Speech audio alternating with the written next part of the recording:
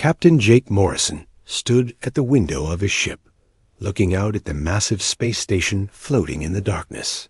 The station was bigger than any city on Earth. It sparkled with thousands of lights and looked like a giant metal flower blooming in space. This was Nexus Prime, home to the Galactic Council that ruled this part of the galaxy. Jake had dreamed of this moment his whole life. Today, humans would finally meet the alien races that had been traveling between stars for thousands of years. Today, Earth would join the galactic community. Behind him, Dr. Ben Carter checked his notes one more time. Ben was the smartest person Jake knew. He had spent years studying every piece of alien technology they could find. Next to Ben sat Lisa, Rodriguez, Earth's best diplomat. She spoke 12 languages and could make friends with anyone. If anyone could convince the aliens to accept humanity, it would be Lisa. "Are you ready for this?" Jake asked them. Lisa smiled, but Jake could see she was nervous. "As ready as we can be. We have good things to offer them. Our medical research, our engineering skills, our art and music." Ben nodded.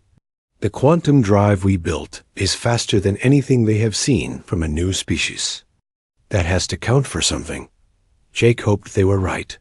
Humanity had worked so hard to reach this point. It took them 50 years just to figure out how to travel faster than light. Earth had spent every resource they could spare to build this ship and prepare for this meeting.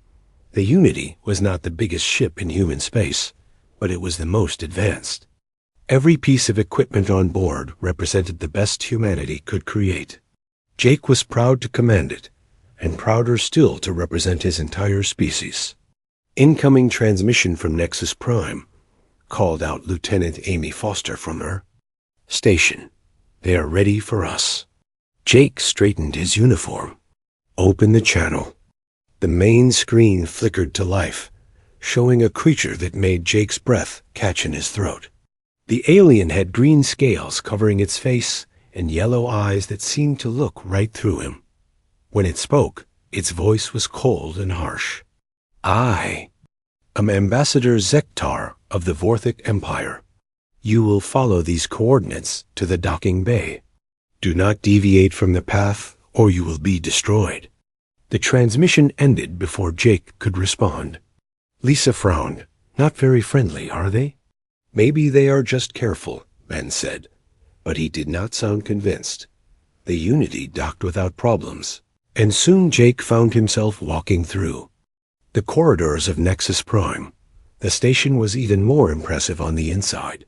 The walls were made of some kind of crystal that glowed with soft light. Strange symbols covered every surface, probably writing in alien languages. Other aliens moved through the corridors, and Jake tried not to stare.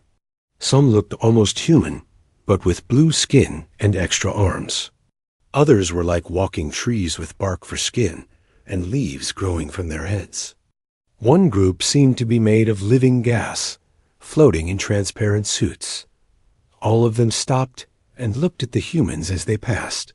Jake could not tell what they were thinking, but their stares did not feel welcoming. The council chamber was enormous. 12 different species sat at a curved table that surrounded the center of the room. Each group looked completely different from the others. Jake had studied pictures of some of them, but seeing them in person was overwhelming. Ambassador Zektar stood up when the humans entered. He was even more intimidating up close. His scales seemed to shift color in the light, and his claws clicked on the table as he moved. "So," Zektar said, "these are the humans we have heard about. The species that thinks it can join the galactic community after barely leaving its own star system." Jake stepped forward. "Thank you for meeting with us, Ambassador. Humanity is honored to be here. We hope to establish peaceful relations and share knowledge that will benefit all our species." Several aliens at the table made sounds that might have been laughter, but not the good kind. A creature that looked like living crystal spoke up. "Share knowledge? What could a primitive species like yours possibly teach us?" Lisa moved beside Jake. We have made significant advances in medical treatment, especially in treating diseases that affect multiple species. We have also developed new approaches to faster-than-light travel that are more efficient than current methods. More efficient? The gas creature's voice came from a speaker on its suit. You have had this technology for what? 20 years? We have been using it for millennia. Ben stepped forward with a small device in his hands. If I may demonstrate our quantum fold drive. No demonstrations needed, Zektar interrupted.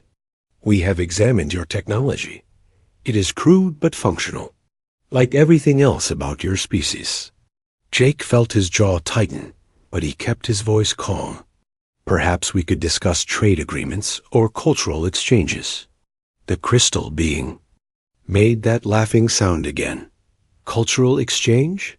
Your species is driven by emotions and irrational thinking. You fight wars over resources that could be easily shared. You pollute your own planet and then struggle to clean it up. What culture could you possibly have that would interest civilized beings? Another alien, this one covered in thick fur, leaned forward. Your species shows promise as workers, however. You are strong and can survive in harsh conditions. You also seem willing to follow orders when properly motivated. What are you suggesting? Lisa asked, though Jake could see from her expression that she already knew. Zektar's yellow eyes seemed to glow brighter. The galaxy has need of laborers.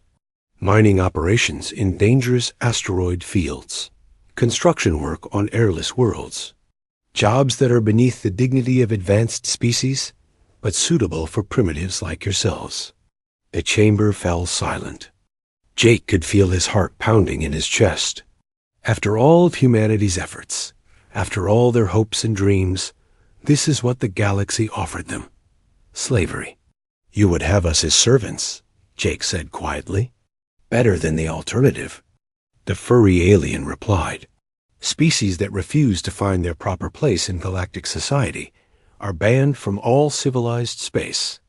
No trade, no technology sharing, no protection from hostile forces. Complete isolation. Zektar nodded. These are your choices, humans. Accept your role as laborers or be cast out from galactic civilization forever. Your primitive minds are not capable of true advancement anyway. Your emotional thinking and chaotic social structures make you unfit for higher purposes. Jake looked at his companions. Lisa's face was pale but determined. Ben was staring at the floor, his hands clenched into fists. Around the chamber, 12 alien species waited for humanity's answer. The weight of his entire species' future pressed down on Jake's shoulders. Everything humanity had worked for, all their dreams of joining the galactic community, had led to this moment. Accept slavery or face complete isolation. Jake straightened his shoulders and looked directly at Zektar. We thank the Council for their time. Humanity will consider your offer carefully. You have one standard galactic month to decide, Zektar said. After that, the offer is withdrawn, and you will be banned from all civilized space. As the human delegation left the chamber, Jake could hear alien voices behind them, discussing humanity like they were livestock being evaluated for purchase. The walk back to their ship felt like the longest journey of Jake's life. Once they were safely aboard the Unity, Lisa slumped into a chair. Consider their offer? Jake, they want to make us slaves. I know, Jake replied, his voice quiet but steady. But they made one mistake. Ben looked up. What mistake? Jake's eyes hardened with determination. They think they know what humanity is capable of. They think they understand us. But they have no idea what we do when someone tells us we are not good enough. As the Unity undocked from Nexus Prime and headed back toward Earth, Jake stared out at the stars. The galaxy had just made the biggest mistake in its long history. They had insulted humanity and given them a month to prove their worth. That would be more than enough time. The news spread across Earth like wildfire. Within hours of the Unity's return, every screen on the planet showed the same terrible message. The aliens wanted humanity to become slaves or face complete isolation from the galaxy. President Elena Vasquez sat in the emergency meeting room deep beneath the White House. Around the table sat the leaders of every major nation on Earth. The room buzzed with angry voices as everyone tried to talk at once. "We should fight them," shouted General Martinez from the military council. "Show them that humans do not bow down to anyone." "With what?" replied Dr. Patricia Kumar, Earth's top scientist. "Their weakest ships could destroy our entire fleet. We counted over 1,000 vessels around that space station alone." President Vasquez raised her hand for silence. "Captain Morrison, tell us exactly what happened up there." Jake stood and faced the room full of world leaders. His uniform was wrinkled, and he looked tired, but his voice was steady. "They never intended to treat us as equals. From the moment we arrived, they saw us as nothing more than animals that could be trained to work." "What did they say exactly?" asked Prime Minister Chun from the Asian Federation. Lisa Rodriguez answered. "They called us primitive, said our brains were too small to understand advanced civilization. They believe emotions make us weak and are.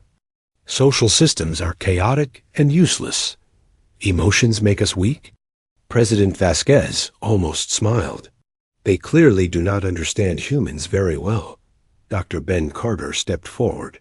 "Madam President, I studied their technology while we were there. They are advanced, but in a very specific way. Each species seems to excel at one particular thing. The crystal beings are amazing at calculations. The gas creatures are perfect for space construction, but none of them seem able to adapt or change their approaches." "What do you mean?" asked the African Union representative. "They think in straight lines," Ben explained. "Give them a problem they have seen before, and they solve it perfectly. But present them with something new, something that requires a completely different way of thinking, and they struggle." President Vasquez leaned forward. "Are you saying they have weaknesses?"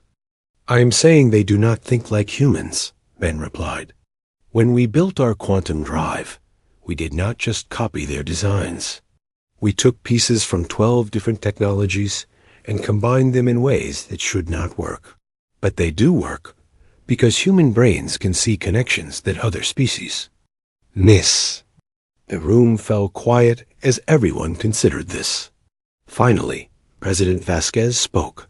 "We will not accept slavery. But we also cannot fight a war we cannot win. So we find a third option." "What third option?" General Martinez asked. "We show them what humanity is really capable of." 3 days later, a secret facility in the mountains of Colorado became the center of the most important project in human history. Dr. Amy Chun, a physicist who had been working on theoretical problems for years, found herself in charge of something called Project Renaissance. "The name fits," Amy told her team on the first day. The original Renaissance happened when humans rediscovered old knowledge and used it to create something completely new. We are going to do the same thing, but with alien technology. The team Amy assembled was unlike anything the world had ever seen. Carlos Mendez, an engineer who could build working machines from scrap metal. Colonel Rick Barnes, a military strategist who had won impossible battles during the Mars Colony Wars. Dr. Nina Patel, who had created the first quantum computers that could think faster than human brains. But the most important member was someone no one expected.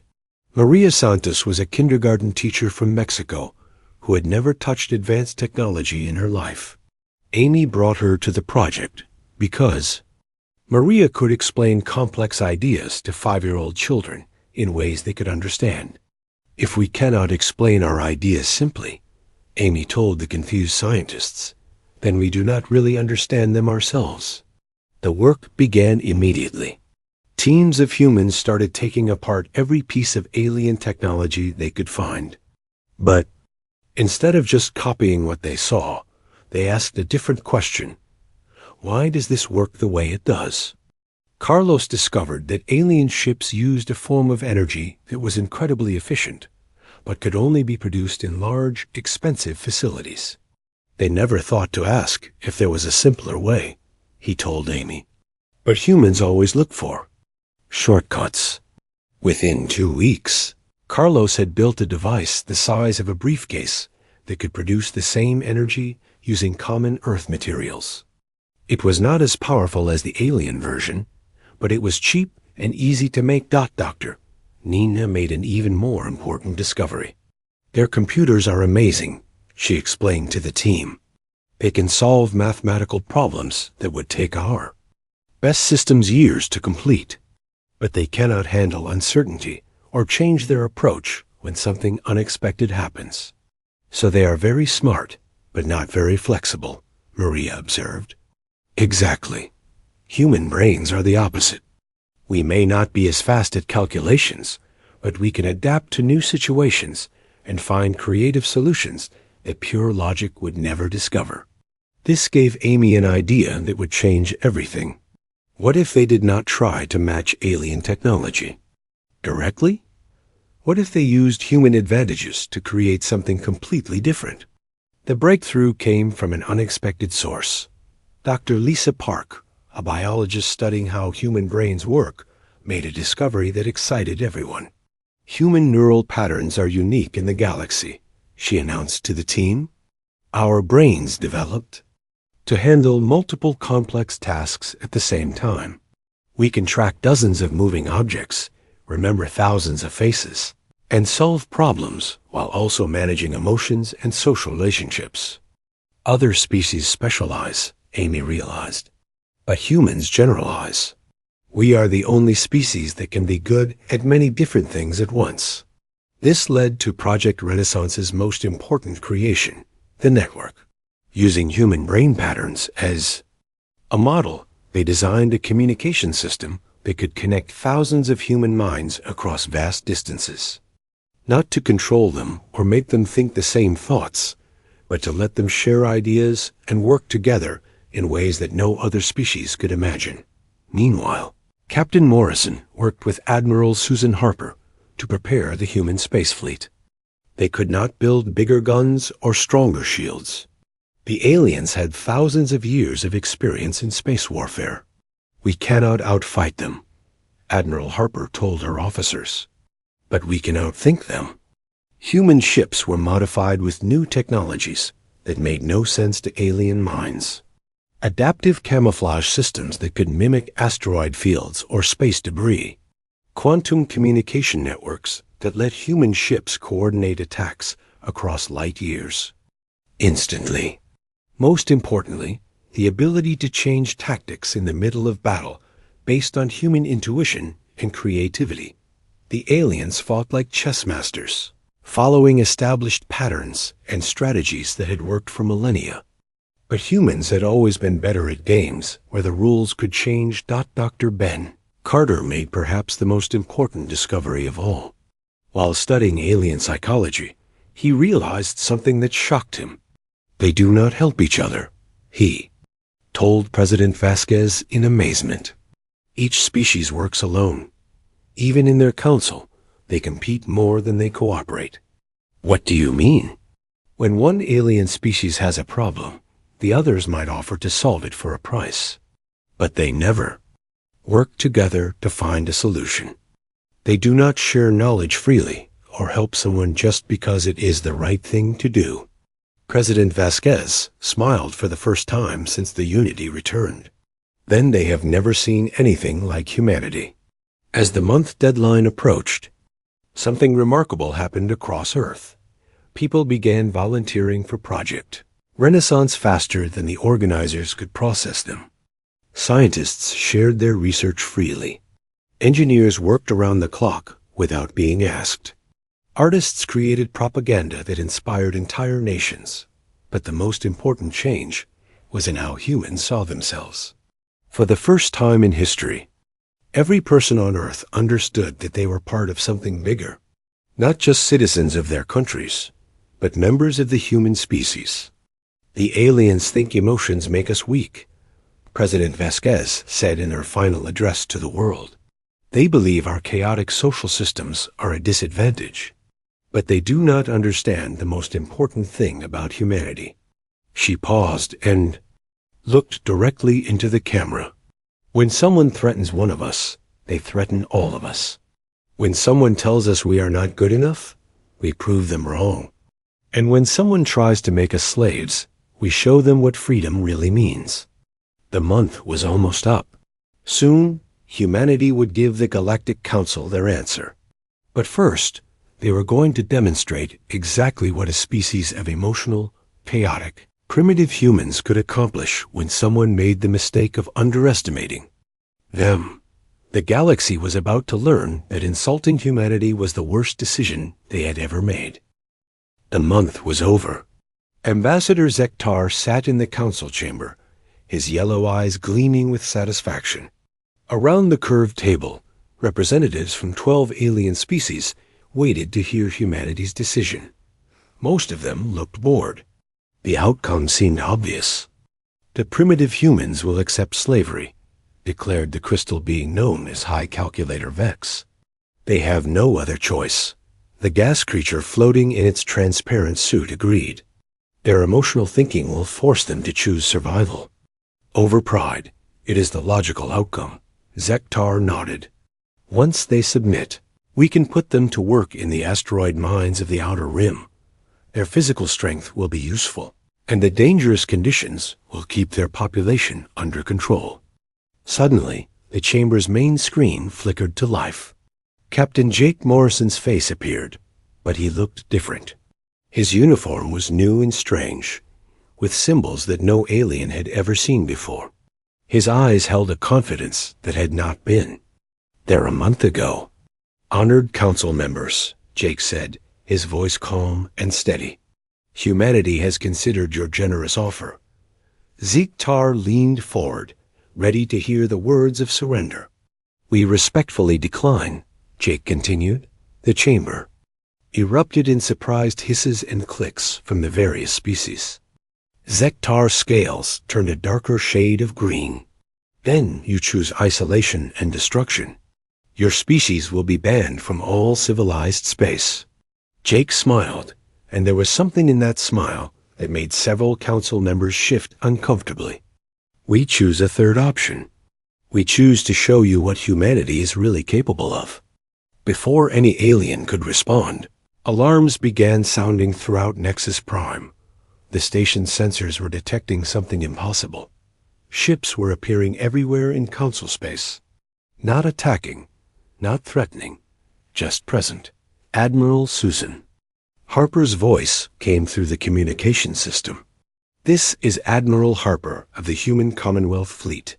We are not here for conquest. We are here for demonstration." The Unity materialized near Nexus Prime, but it no longer looked like the simple ship that had visited a month ago. It was larger, sleeker, and covered with technologies that made alien scanners give confused readings. Around it, dozens of other human vessels appeared from quantum-fold space. "Impossible," whispered the tree-like alien known as Root Speaker. "Vel, their technology was primitive. How did they advance so quickly?" Dr. Ben Carter's face appeared on a secondary screen. "We did not advance your technology. We created our own. Human technology. It works in ways your species cannot understand." To prove his point, the human ships began to demonstrate capabilities. It violated everything the aliens knew about space travel. Human vessels moved in patterns that should have been impossible, communicating and coordinating across vast distances with perfect precision. "They are sharing information faster than light," observed the aquatic pelagic representative, depth swimmer Cole. "But not through quantum entanglement. How are they doing this?" Dr. Amy Chun answered from her position aboard the Unity. "We call it the network. Human minds can connect and share thoughts across any distance. Not to control each other, but to work together in ways your species never imagined. The real demonstration began at the Kepler system, 4 light years away from Nexus Prime. The system's star was dying, expanding into a red giant that would soon destroy 3 inhabited worlds. The Council had already written off these planets, relocating their populations to other systems, but the human fleet was moving toward the dying star. What are they doing? Zektar demanded, his voice sharp with confusion. Captain Morrison's image reappeared on the screen. The planets Kepler 4, 7, and 9 are home to over 2 billion sentient beings. Your council decided their worlds were not worth saving. We disagree. The aliens watched in stunned silence as human ships moved into formation around them. Massive star. What they were attempting should have been impossible. No known technology could stop a star from dying. Dr. Ben Carter began explaining what they were seeing. Your species look at a dying star and see an unavoidable disaster. Humans look at the same star and see a problem that needs solving. The human ships deployed devices that the aliens had never seen before. Quantum resonance generators that could actually affect the nuclear fusion process deep inside the star's core. The operation required hundreds of ships working together, with perfect timing. This level of coordination is impossible, stated High Calculator Vex. The mathematical precision required exceeds any known computational system. You are right, Dr. Amy Chan replied. No computer could coordinate this operation. But we are not using computers. We are using human intuition, creativity, and teamwork. As the aliens watched, something miraculous happened. The dying star began to stabilize. Its expansion slowed, then stopped, then reversed. The nuclear fires in its core found new balance. The 3 doomed worlds were saved, but the humans were not finished. On the mining world of Terminus, where alien slaves had worked in terrible conditions for centuries, human ships arrived carrying something that shocked the galaxy. Carlos Mendez had created automated mining systems that could do the work of thousands of beings, but safely and efficiently. We are not here to free your slaves, announced Engineer Mendez from his ship. We are here to make slavery unnecessary. The human machines began working the mines, extracting ore faster and more efficiently than any living being could manage. But more importantly, they did it without endangering anyone. Throughout Council space, similar scenes played out. Human. Medical teams led by Dr. Rebecca Torres shared treatments for diseases that had plagued alien species for thousands of years. They did not ask for payment or territory. They simply helped because it was the right thing to do. On worlds suffering from pollution, human environmental teams introduced biotechnology that cleaned contaminated soil and water. On stations with failing life support systems, human engineers provided better alternatives.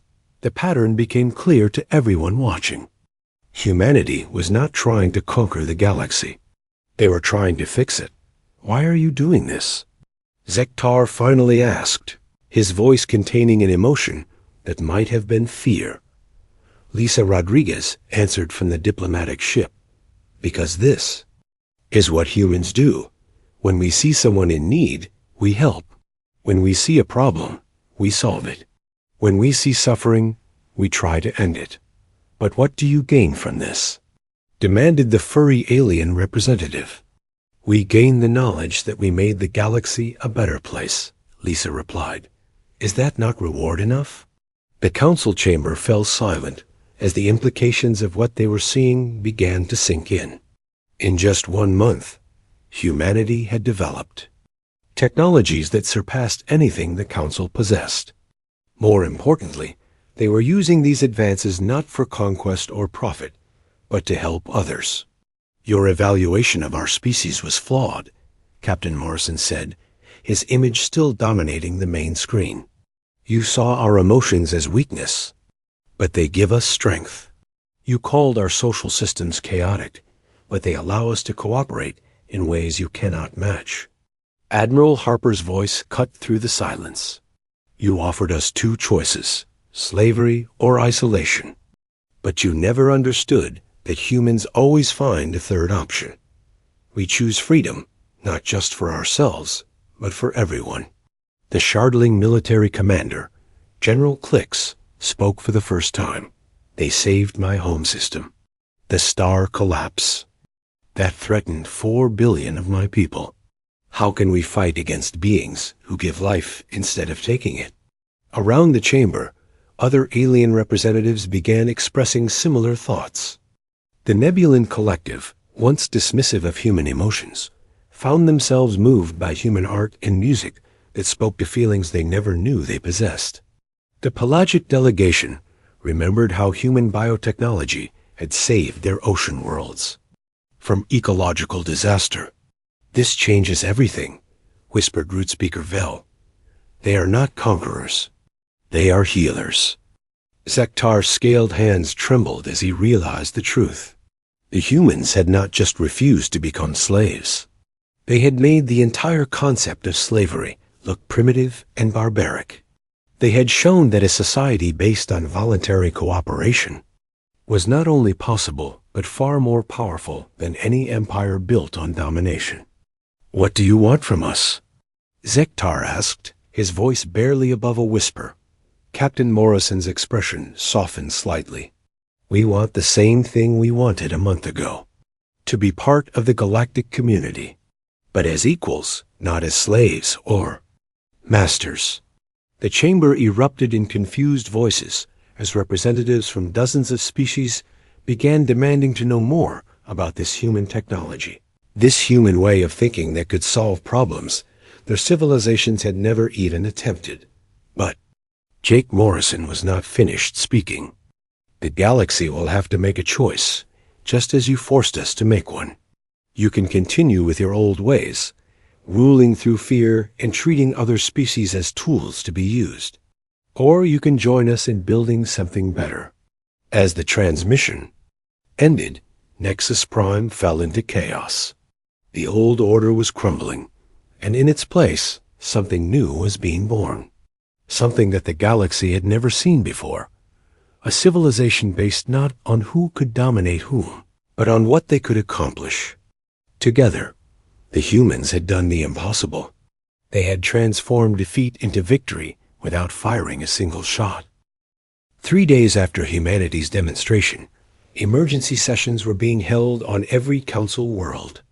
Ambassador Zektar sat in his private chambers on Nexus Prime, staring at reports that made no sense to his ordered mind. The crystal beings of Shard Prime had declared their independence from the Council. The gas creatures of the Nebula Collective were refusing to follow Council directives. Even worse, the slave populations on dozens of mining worlds were simply walking away from their work sites, knowing that human machines would do the jobs. Better and safer. A chime sounded, and General Klix of the Shardling military entered without waiting for permission. His crystalline features were dim with worry. Ambassador, we have a problem, Klix said. My forces are refusing to mobilize against the humans. Zektar's scales darkened with anger. They are disobeying direct orders? They are not disobeying. Klix replied carefully. They are asking questions. Questions like why we would attack the beings who saved their homeworlds. Questions about whether our way of ruling is truly the best way. Before Zektar could respond, another alien entered. The chamber. Depth swimmer Cole of the pelagic delegation moved slowly, her aquatic suit making soft bubbling sounds. The ocean worlds are in revolt, she announced without greeting. Not violent revolt, but something worse. They are declaring themselves free from council authority. They say they would rather be part of this human commonwealth that keeps being mentioned. Zektar stood up, his claws scraping against the metal floor. This is exactly what I warned about. The humans are destroying the natural order of things. They are making our people soft with their emotional thinking. Or maybe, said a new voice from the doorway, They are showing us what strength really means. The three council members turned to see Root Speaker Vel, the tree-like alien whose people had been among humanity's first beneficiaries. His bark-like skin seemed brighter than usual, and new leaves were growing from his branches. "You too, Vel," Zektar hissed. "Have the humans infected you with their weakness as well?" "I have been thinking about this word, weakness," Vel replied, his voice rustling like wind through leaves. "The humans call cooperation strength. They call helping others strength. They call refusing to give up strength. Perhaps we have been using the wrong definition all along." Zektar was about to respond when every communication system in the chamber activated at once. Captain Jake Morrison's face appeared on every screen, but he was not alone. Standing beside him were representatives from dozens of species, many wearing new uniforms that mixed human and alien designs. "Council members," Jake began, "we request one final audience. Not as supplicants asking for permission to exist, but as equals offering a choice." "You are in no position to make demands," Zektar snarled. Admiral Susan Harper stepped into view. "Actually, we are, but we prefer to make offers instead." The transmission shifted to show the main docking bay of Nexus Prime. Thousands of beings were gathered there, representing dozens of species. They were not angry or violent. They simply stood together, holding signs written in every language in the galaxy. The signs all said the same thing: "We choose freedom." Dr. Lisa Rodriguez appeared on screen. "The representatives you see here come from every world in Council space. They are not here because we forced them to come. They are here because they want to be here. What do you want?" Depth Swimmer Cole asked. Captain Morrison's expression grew serious. "We want to end the Galactic Council as it currently exists. Not through conquest or violence, but through replacement. We want to create something better." The chamber fell silent. Finally, Zektar spoke. "And if we refuse?" "Then you refuse." Jake replied simply, "But it will not matter. The old system is already dead. It died the moment your people saw that there was a better way to live." Dr. Amy Chun stepped forward. "Let me explain what is happening in simple terms. For 3,000 years, the Council has ruled through fear and domination. You kept peace by making sure everyone was too afraid to fight back. But humans have shown the galaxy something new: peace through cooperation." "Your peace is chaos," Zektar protested. "Without strong leadership, without clear hierarchy, civilizations collapse. Do they?" Dr. Ben Carter asked, joining the conversation. "Because our scans show that productivity has increased on every world where human technology has been introduced. Crime rates are dropping. Disease rates are falling. People are happier and more creative than they have been in centuries." General Klix spoke up from beside Zektar. "The reports are accurate. My own homeworld has seen improvements that our scientists said were impossible." "Because you are thinking about the problems wrong," said Carlos Mendez, appearing on another screen. "You see a sick person and think about how to manage the sickness. We see a sick person and think about how to cure the disease. You see a dangerous job and think about who you can force to do it," added Dr. Rebecca Torres. "We see a dangerous job and think about how to make it safe." The pattern was becoming clear to everyone in the chamber. Humanity did not just have better technology. They had a completely different way of approaching problems. "What exactly are you proposing?" asked Root Speaker VEL.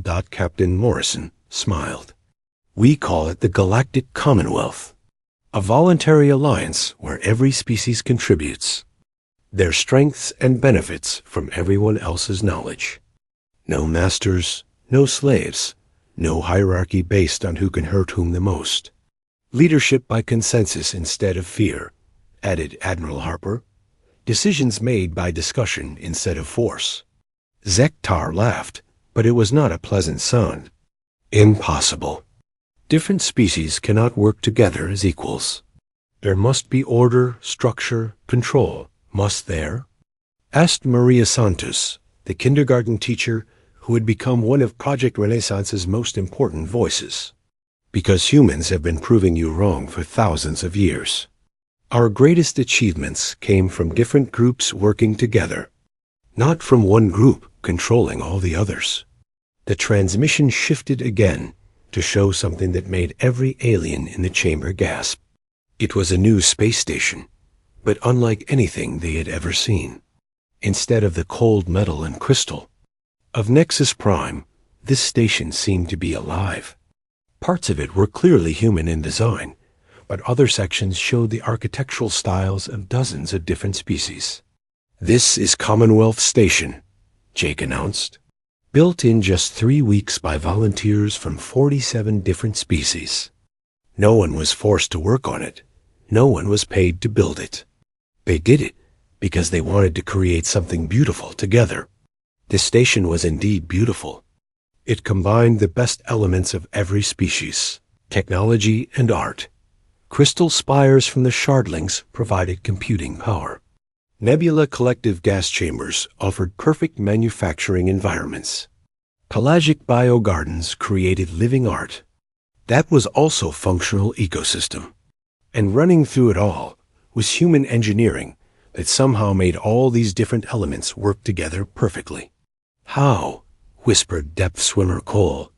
How did you coordinate so many different species? So many different ways of thinking? Dr. Amy Chun smiled. The same way humans always have. We talked to each other.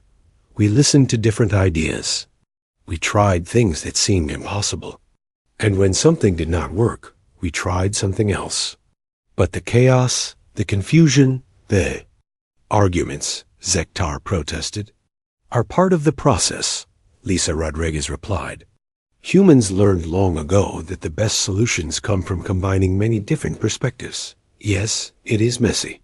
Yes, it takes longer than simply giving orders. But the results are worth it. The final shock came when representatives from the this gathered crowd began to speak.